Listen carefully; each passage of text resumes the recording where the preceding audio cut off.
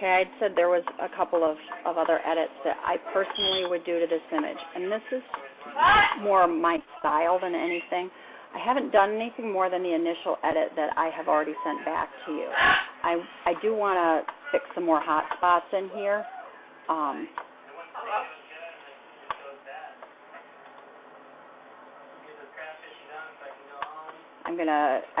notice I've selected everything that's hot white. Refine the edge so that it's real soft. I don't want to see any of those edges. Move them a bit. Feather them.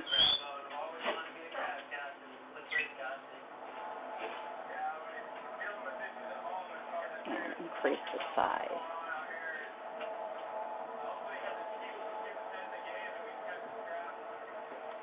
to accommodate my feathering. Very soft feathering for this because I'm going to blend a lot. I'm going to work on this mask again with a black brush.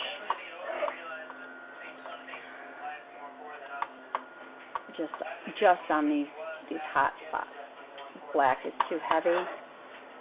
Go to medium gray. There we go. I think that'll be better.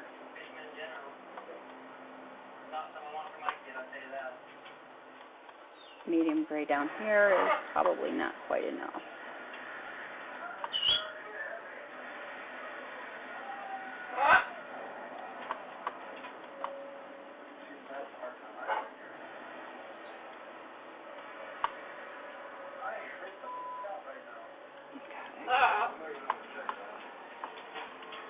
Control D to deselect all of that to make sure I don't have any big messes in there. I'm going to zoom in close. I don't want any of those ugly edges to show up later. This isn't going to be your cleanest edit. Too dark.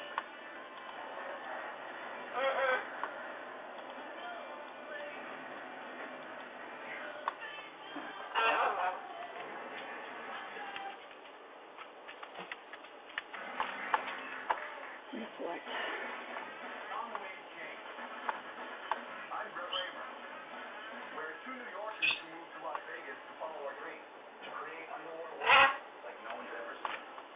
I feel better about that. Okay. So I've gotten rid of some more hot spots there, or at least trimmed them down a bit. Yeah, that's not going to work for me. Let's zoom out and look at that. I missed some.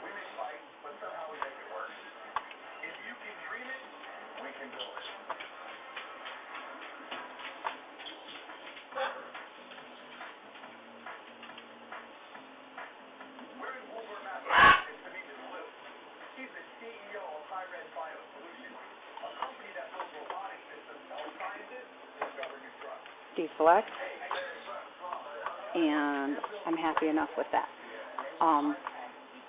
This, you had shot it at f8, so you've got a huge depth of field here, and I kind of want to soften that just a little bit. I'm going to go to my layers, and I still have these as smart objects. I've not flattened or merged in any way. I am going to copy these layers. Whoops. Shift and click to select both of them. Duplicate the layers. Those two layers that are now selected there, I'm going to merge.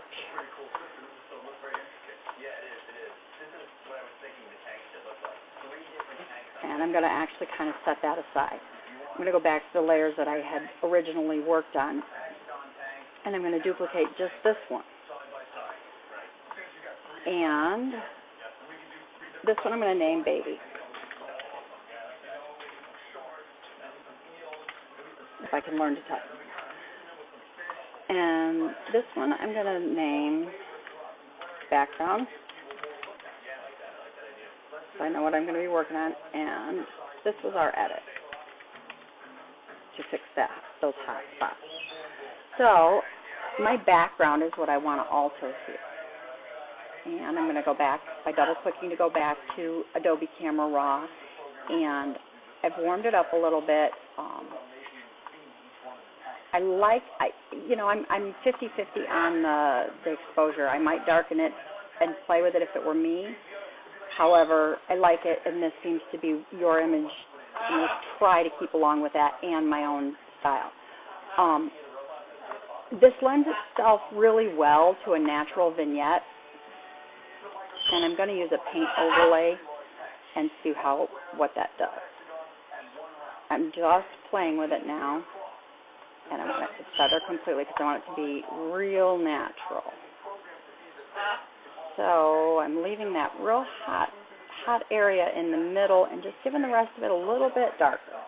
So I'm going to write those settings down because I want to use the same ones on the piece underneath, and 100% feather.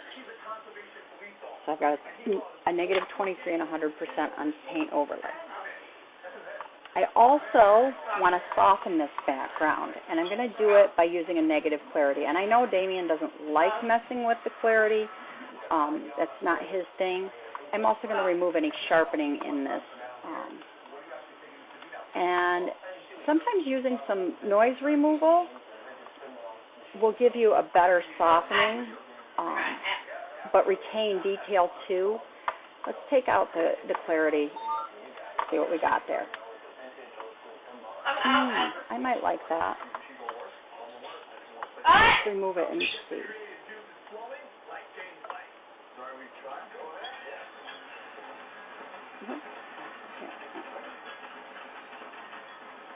And go back in.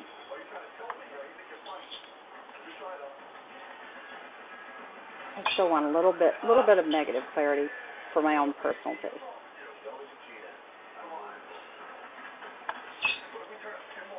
Okay, so I've got a negative 10 on the clarity, and I'm writing these down.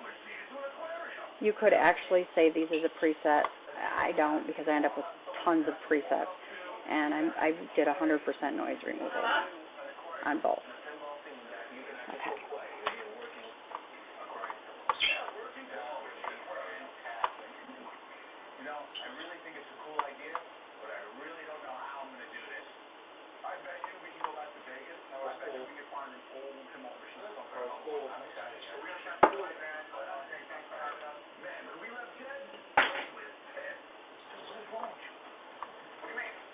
I'm going to make the baby disappear just so we can only see the background. And now I'm going to double click to go back to Adobe Camera Raw on this one and do the exact same thing. We had a negative 10 clarity, and then for noise removal we moved 100% of both, and our vignette was a paint overlay at an amount of 23, low, and feathered 100%.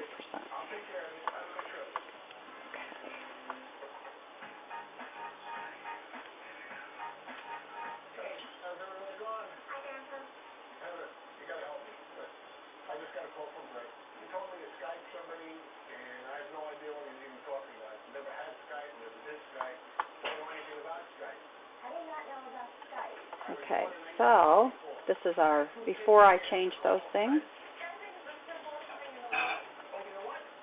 Well, this is our completely before I change those things. And this is just our baby sharpness. So now I want to use this to mask back the baby, and I want to keep the baby and the stroller thing and not the background. I'm going to actually, I'm going to use this mask. And I want to paint with a black paintbrush because I want the background to show through.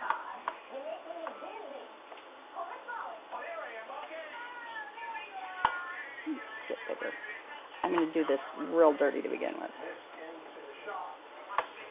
If I weren't trying to give you a quick how-to, I would actually go in and use the lasso and select the baby and the, I don't know what you call that thing, first. I'm going to take it all out of there first.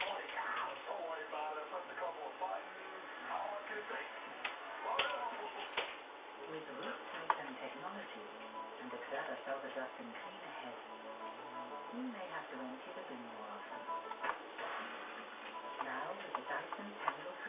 I didn't put in what I would use as my parametric curve on this one, because that would be putting in my style for contrast and pop and all that neat stuff.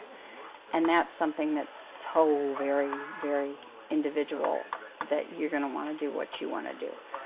Now I'm going to mask so that I can see the baby without any negative clarity. I think if I probably, actually, let's do the quick select.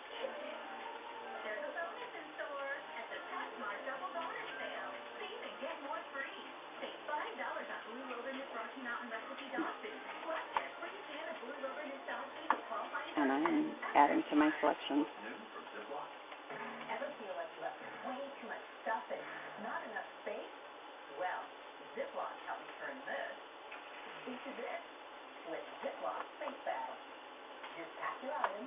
Now, as well as that worked for the baby, I don't think it's going to work on this thing. Oh, that didn't work very well, did it?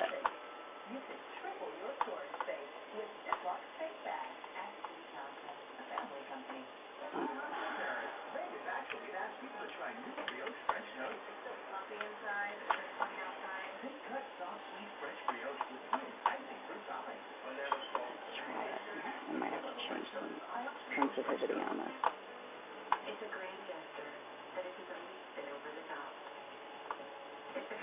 This is where I'm worried it'll give me too much, yeah.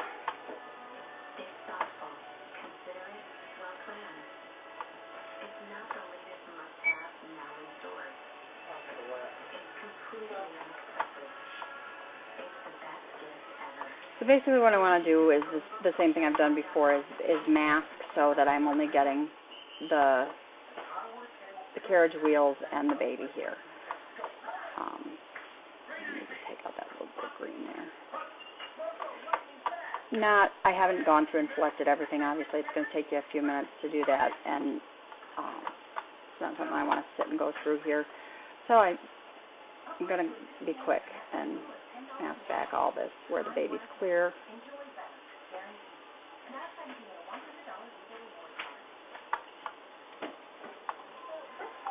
We're going to say I masked all of the stroller too.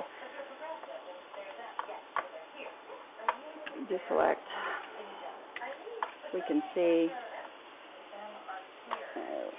like in,